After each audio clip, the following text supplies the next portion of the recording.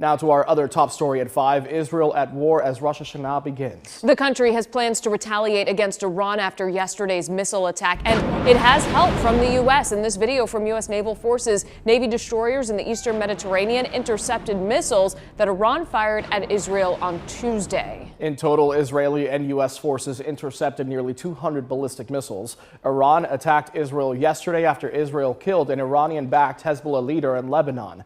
Iran's president has said he will respond to Israel's escalations.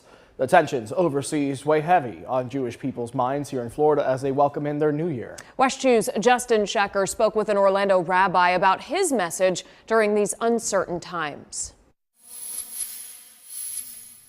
Rabbi Shalom Dubav from the Chabad of Greater Orlando is getting ready for the start of the Jewish New Year amid uncertainty at home and abroad. So we're praying that God protect the land and all the people in it. The local rabbi is in contact with other Chabad rabbis in Israel as the world waits to see what happens next after Iran's aerial attack. This, of course, is a major challenge we have to overcome, but we're determined that Israel will stand firm and strong in its right to defend itself at whatever cost. The challenge at home stems from an electrical fire 10 days ago. This congregation is now displaced from its normal place of worship in Maitland. Nobody was hurt, but the flames destroyed so much inside the synagogue. Amazingly, the Torah scrolls, the handwritten Torah scrolls were saved and need minor repair, but they're going to be usable. The Chabad of Greater Orlando has moved its holiday services to a hotel over in Winter Park.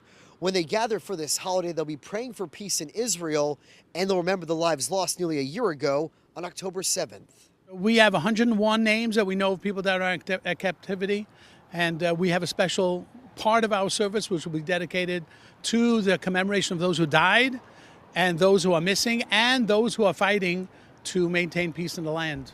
Rabbi Dubav says security staff will be on hand to ensure the safety of Rosh Hashanah and Yom Kippur services. And as we enter the new year, we invoke God's blessings that this year should be a year filled with goodness, happiness, health, success, and prosperity for all of us. And to remind his community that the Jewish people have overcome challenges throughout their history. In Orange County, Justin Shecker, WESH 2 News. President Joe Biden has said that he will not support an Israeli strike on Iranian nuclear sites as retaliation. He also says he stands in solidarity with Israel and its people.